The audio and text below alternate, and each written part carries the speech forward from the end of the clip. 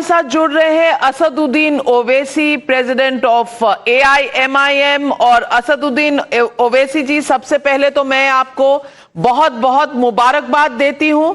5 पर आपके रुझान अभी तक जो है फाइनल टैली नहीं आई है, लेकिन 5 पर आप जीतने की पूरे दावेदार हैं। ये वही 5 सीटें हैं जो 2020 में आपसे चुरा ली गई थी। आज वही महागठबंधन आपके सामने घुटने टेक चुका है। जिस हालत में है आप खुद देख रहे हैं। ये विक्ट्री कैसी लग रही है? अब आपने बिल्कुल सही कहा कि हमको 5 सीटों पर कामयाबी मिल चुकी है और उसमें से वही सीट पर कामयाबी मिली जहां पर पिछले 5 साल पहले वो 4 विधायक को राजद ने तोड़ा था। तो उन्होंने तोड़कर समझा कि सीमांचल की जनता को धोखा दे देंगे, मगर सीमांचल की जनता ने बता दिया कि वो MIM पार्टी के साथ उस वक्त भी खड़ी है, आज भी खड़ी है और हम भी इंशाल्लाह जब तक मैं जिंदा रहूंगा सीमांचल की लड़ाई लड़ता रहूंगा। ये कामयाबी सीमांचल की जनता की है और मैं अल्लाह का शुक्रगुजार हूं कि अल्लाह ने हमको इतनी बड़ी कामयाबी से नवाजा। हमारी जिम्मेदारियां और बढ़ चुकी हैं। ओवैसी साहब, आपने महागठबंधन से प्रपोजल दिया था अलायंस का। 6 सीटें महज आपने मांगी थी, उन्होंने देने से इनकार कर दिया था और आपको एक्सट्रीमिस्ट भी कहा तेजस्वी यादव ने। आज उसका जवाब दिया है आपने? नहीं बाप, अब उन्होंने चरमपंथी मुझे कहा, एक्सट्रीमिस्ट कहा। आज का नतीजा आ गया सामने उनके कि वो कुदरत ने उनको जवाब दे दिया, मुझे जवाब देने की जरूरत नहीं है। मेरा मानना यह है कि अगर आप अहंकार और गुरूर और इस तरह की बातें करते हैं तो जैसे अंग्रेजी में कहावत है कि what goes around comes around, और आज का नतीजा उस चीज का जवाब है। तो हम उम्मीद करते हैं कि वो उसको ह्यूमिलिटी के साथ कबूल भी करेंगे। अब नहीं मालूम करेंगे नहीं करेंगे, मगर अखिलेश यादव ने तो अभी से ही बहाने बनाने शुरू कर दिए 27 के लिए कि SIR बिहार में हुआ, वो यूपी में नहीं होगा। ये जो जहनियत है ना, ये बिल्कुल ही गलत है और अगर वो उसमें सुधार नहीं लाएंगे तो फिर अब उनको कौन बचाएगा। मैं आपसे ये भी पूछना चाहती हूं कि आज महागठबंधन 35 सीटों पर खड़ा हुआ है, 6 सीटें आपको नहीं देती। अगर वो दी होती तो शायद आज 40 सीटों पर खड़ा होता, लेकिन कांग्रेस की और आपकी सीटें ऑलमोस्ट इक्वल नजर आ रही हैं। राहुल गांधी को क्या कहेंगे?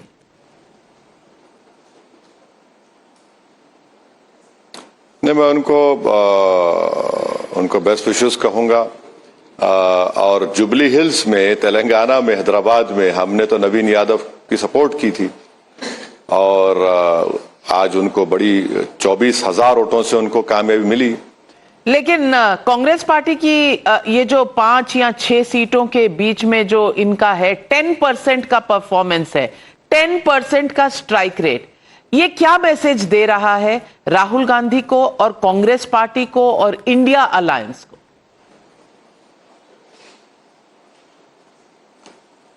अब हर पॉलिटिकल पार्टी को मैडम जाहिर है अपने इस नतीजे के बाद उनको आप पोस्टमार्टम बोलिए या फिर इंट्रोस्पेक्शन बोलिए, उनको हर एक को, हमको भी करना है पोस्टमार्टम कि हम और ज्यादा सीट पर क्यों नहीं जीत पाए, क्या कमजोरी थी। मगर एक बात हमको समझना है कि अगर कोई राजद के लोग ये समझ रहे हैं कि हम एंटाइटलमेंट की सियासत करेंगे और हम राजा हैं और वोट डालने वाली जनता प्रजा है, वो हमको आकर वोट डालेगी चाहे किसी भी हाल में, तो वो तो जमाना चला गया, वो तो जमाना चला गया। अगर आप उर्दू में बोलते कि ख्वाब गफलत में अगर आप रहना चाहते हैं तो मुबारक हो आपको। और इसीलिए हम समझते हैं कि 3-3 मरतबा देश के प्रधानमंत्री नरेंद्र मोदी बन गए, फिर से नीतीश कुमार को बिहार की जनता ने उनको मैंडेट दिया है। तो जाहिर है कहीं ना कहीं कमजोरी और गलती रही होगी, कहीं ना कहीं नैरेटिव सेट नहीं कर पाए आप, कहीं ना कहीं आपके कम्युनिकेशन स्किल्स में गैप रहा होगा, कहीं ना कहीं आप इलेक्शन और पोल बूथ मैनेजमेंट नहीं कर पाए। तो ये चीजों का तो ये हम इसको देख रहे हैं। अब वो पार्टीज देखेंगे या नहीं देखेंगे, मैडम ये सवाल तो आपको उन तमाम बड़े लोगों से पूछना है, और शायद दे पाएंगे नहीं दे पाएंगे मुझे नहीं मालूम। लेकिन कांग्रेस पार्टी तो कह रही है ये चुनाव इलेक्शन कमीशन ने जिताया है, ये चुनाव एसआईआर के बदौलत चला है, इसीलिए जो जीता है वो जीता है, जो हारा है वो हारा है। मैं आपको बताना चाहूंगा कि एसआईआर के केस में हमारे स्टेट प्रेसिडेंट अख्तरुल ईमान साहब भी पार्टी थे, निजाम पाशा एडवोकेट थे, और हम वाहिद पॉलिटिकल पार्टी थे, the only political party from Bihar जिसने 900 लोगों के नाम उस कम पीरियड में बताए सुप्रीम कोर्ट को कि वो जिंदा हैं, शिफ्टेड नहीं है और डबल एंट्री नहीं है।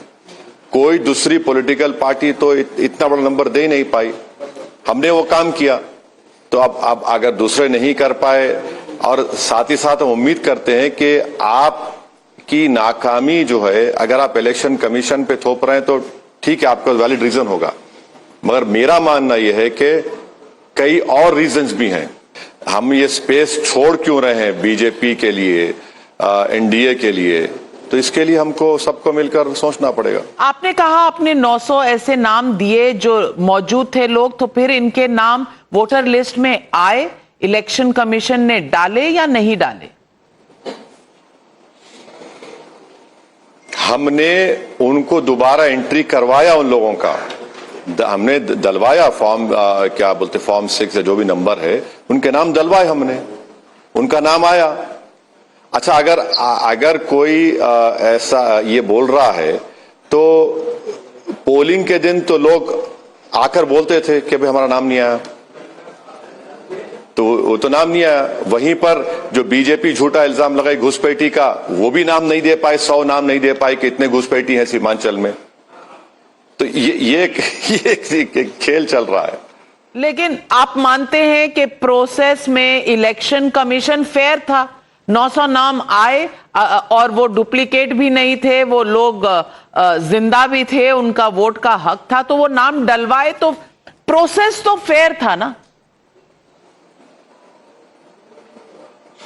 नहीं, अब प्रोसेस फेयर था नहीं था वो इतना सब्जेक्टिव बात है कि हम 1 मिनट में नहीं कह सकते। मैं आपको स्पेसिफिक एग्जांपल दे रहा हूं अमूर का। जब नाम उनके एसआईआर में डिलीट हो गए थे तो हमने उसको दलवाया, और मेरे ख्याल से बहुत से नाम उसमें इंक्लूड हुए, मगर दूसरे विधानसभा में क्या हुआ मैं उसके बारे में नहीं बोल सकता। मगर एसआईआर के पर से हमारी पार्टी भी उसके खिलाफ है, इसीलिए हम सुप्रीम कोर्ट गए और आज भी हमारा केस वहां पर पेंडिंग है। ओवैसी साहब, आपका एक वाक्य, आपकी पार्टी का एक वाक्य बहुत बिहार चुनाव में चला, अब्दुल अब दरी नहीं बिछाएगा। क्या इसने पलट दिया लोगों की सोच को? और ये जो महागठबंधन की सोच थी कि बस MY में M पर सिर्फ उन्हीं का हक है, यानी कि माइनॉरिटीज पर सिर्फ उन्हीं का हक है, इस सोच को पूरी तरह से आज खंडित कर दिया। ये जो MY की बात करते हैं ये अखिलेश भी करते हैं और तेजस्वी भी करते हैं, और वो ये समझते हैं कि M वोट डालेगा और Y राज करेगा। हम ये कह रहे हैं कि अगर मुसलमानों को वोटर बनना है तो फिर आप अपनी कमजोरी और अपनी शिकायत, नाइंसाफी फिर आपके कैसे लोगे? अगर आप सिटीजन विद राइट्स बनेंगे तो आपको वोट लेने वाला बनना पड़ेगा, आपको अपनी लीडरशिप बनाना पड़ेगा। और दूसरी बात यह है कि क्या सिर्फ मुस्लिम समाज की जिम्मेदारी है कि बीजेपी को रोके? और तीसरी बात यह है कि मैडम आप देख लेना, जितने इंडिया अलायंस के लीडर्स हैं इंक्लूडिंग समाजवादी पार्टी, उनमें इतनी हिम्मत नहीं है कि वो किसी और समाज को बोल सके कि इन्होंने हमको वोट नहीं दिया इसलिए हमारा यह हाल हो गया। मगर वो कल से शुरू हो जाएंगे, भारत की लैला हम हैं, हमारे नाम के गाने गाएंगे, नगमे गाएंगे, तो मुबारक हो उनको। मगर अगर वो ये समझ रहे हैं कि वोट लेंगे और मुसलमानों से कहेंगे कि हमें खव्वाली पार्टी की तरह, या फिर कभी आपने देखा कि चाय को प्लास्टिक के कप में डाला जाता है, मुसलमानों को प्लास्टिक का कप बना दिए, चाय पीकर उसको फेंकते हैं डस्टबिन में, ये नहीं हो सकता ना हम, और उसको रोकने की हम कोशिश कर रहे हैं। और उत्तर प्रदेश में भी जाके हम ये बात करेंगे, कोशिश करेंगे। जो अलायंस आज हमने स्वामी प्रसाद मौर्य और चंद्रशेखर आजाद रावण के साथ किया है, पल्लवी पटेल की पार्टी हमारे साथ है, हम लोग मिलकर काम करने की कोशिश करेंगे, क्योंकि ये सिर्फ यूज एंड थ्रो की पॉलिसी नहीं चल सकती। आप कब तक हमको डराएंगे? आप तो रोक ही नहीं पा रहे बीजेपी को। यहां फिर भी जीत गई बीजेपी, इतने एनडीए जीत गया, इसका जिम्मेदार कौन है? आप बताइए कौन है, राहुल गांधी या तेजस्वी यादव? इसका नहीं, इसका जिम्मेदार वो लोग हैं जो रोकना चाहते थे, हम भी रोकना चाहते थे, हम तो साथ आना चाहते थे। अब उनको बोलना चाहिए। मगर अगर आप ये बोलेंगे कि नहीं हैदराबाद से बाहर ही आया था और उसने किया, तो ठीक है, मुझे कोई इतराज नहीं है, बोलिए आप, मुझे भी मजा आएगा सुनने में, ये मैं भी खूब मजे लूंगा। मगर अगर आप इस बात को नोटिस करेंगे कि आपकी कमजोरी कहां से थी, क्या आपने एसआईआर का मुद्दा बना? एसआईआर का मुद्दा था ही नहीं।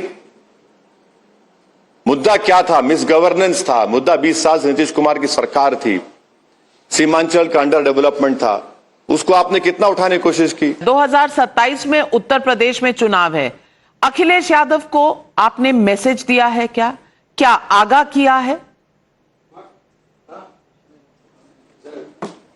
नहीं, ये खुद वर्डिक खुद उनके लिए एक वेकअप कॉल नहीं है, ये अंडरस्टेटमेंट होगा वेकअप कॉल बोलना। ये तो उनको बता रहा है कि आप अगर किसी को बंधुआ मजदूर समझते हैं, अल्पसंख्यक समाज को, तो फिर आप ये आज का नतीजा देख लिए। और आपने बड़ी कोशिश की यहां पर आकर हमको गालियां दी, हमको बहुत कुछ कहा, मगर सीमांचल की जनता ने आपको जवाब दे दिया। अब ये अलग बात है कि वो समझ पाएंगे या नहीं समझ पाएंगे, या फिर अपनी ख्वाबों की दुनिया में मस्त रहेंगे। तो फिर हम तो लड़ेंगे चुनाव अच्छी तरह से वहां पर।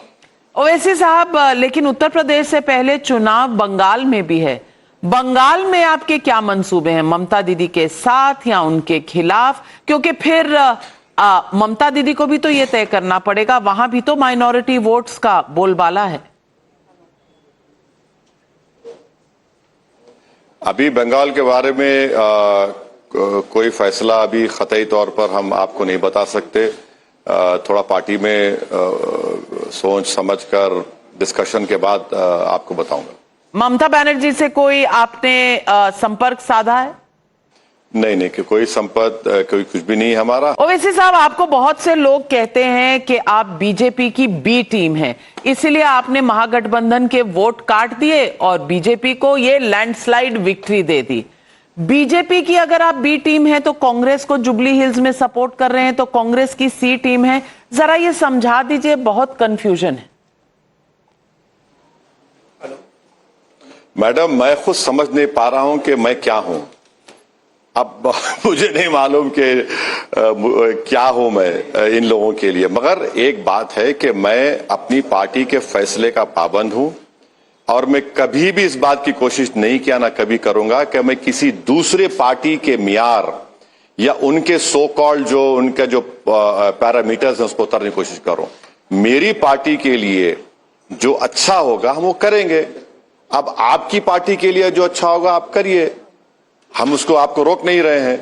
मगर अगर आप इस बात को ये समझते हैं कि मुझे फुला टीम ये टीम बोलना चाहेंगे, इसका कोई असर जमीन पर अब नहीं होने वाला है।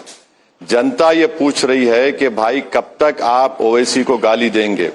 कभी आप तो दिखा दो कि आप कैसे हराएंगे बीजेपी को। अब यूपी की आप मिसाल देता हूं आपको। 2014 का पार्लियामेंट अखिलेश हार गए, 17 का विधानसभा हार गए, 19 का पार्लियामेंट हार गए, 22 का विधानसभा हार गए, और फिर 24 का पार्लियामेंट इलेक्शन भी आपने ज्यादा कुछ खास नहीं किया। अब बताइए फिर आप में क्या कमजोरी है? आप उसको देखते ही नहीं ना। आप सिर्फ मेरे बारे में इतने फिक्रमंद रहते हैं कि समझ में मुझे लगता है कि बाज़ वक़्त इन लोगों को रात में नींद नहीं आती जब तक मुझे गाली नहीं दिए, तो बखुशी दीजिए। मगर क्या आपके इस तरह की वाहियात झूठी बातों से मैं मुतासिर होकर रुक जाऊंगा? हरगिज नहीं रुकूंगा। ये बीजेपी वाले कभी आपको फोन करते हैं, कहते हैं कि इनके वोट काट दो, कुछ तो सेटिंग होगी आपकी, ये जो जिस तरह से वोट काटने के बाद आपने आज बीजेपी को जिता दिया है, ये सवाल अब और ऊंचाई से पूछा जाएगा। मैडम, अगर सेटिंग होगी तो नविका कुमार खुद करा देंगे ना मेरे लिए। मुझे क्या जरूरत है बीजेपी बोलने की? मैं आपको बोल दूंगा करा दीजिए। नहीं, आपकी तो डायरेक्ट हॉटलाइन है, मैंने सुना है आपकी डायरेक्ट हॉटलाइन है। नहीं, आपके पास रैक्स लाइन है। देखिए, बीजेपी के लोगों से हम लोग जब डेलीगेशन में गए थे, जय पांडा हमारे चेयरमैन थे, उसमें निशिकांत दुबे थे, उसमें बीजेपी की एमपी साहिबा थी नॉर्थ ईस्ट की, दूसरे भी लोग थे। तो हम देश के लिए गए और पार्लियामेंट में मिलते हैं उन लोगों से। वो इंसान है, मैं क्या मुंह पलटा लूं? आप गिरिराज सिंह से मुझे जाकर मिलना है, मैंने टाइम पूछा उनसे। किरण रिजिजू साहब से मैंने टाइम पूछा, मुझे मालेगांव के बारे में, पावर लूम्स के बारे में जाके बात करना है। मैं मिलूंगा जाकर। मेरा पॉलिटिकल अपोजिशन उनसे था, है और रहेगा, मगर वो मंत्री हैं, मुझे जाकर मिलना है, मैं मिलूंगा। काम क्यों नहीं कराऊंगा? हम सिटीजन विद राइट्स नहीं बन रहे हैं, हम सिर्फ वोट डालने वाले बन गए हैं। हमारे सो कॉल्ड सेवियर्स आकर, मसीहा आकर हमको सिर्फ एक बात बोलते, सेकुलरिज्म को जिंदा रखो। अरे भाई, सेकुलरिज्म जिंदा रखने का मैं क्या ठेका लेके रखा हूं? मैं क्या कूली हूं तुम्हारा? वो सेकुलरिज्म जो संविधान में लिखा हुआ है, जो लिबर्टी, इक्वालिटी, जस्टिस, फ्रेटर्निटी की बात, उस पर तो अमल ही नहीं होता। मगर चुनाव आ गया तो ये तमाम लोग आ जाते हैं। अब देखिए, अब इसका क्या आपके साथ धोखा किसने किया है? राहुल गांधी ने किया है, कांग्रेस ने किया है, किस पार्टी ने किया है, कि बीजेपी ने किया है?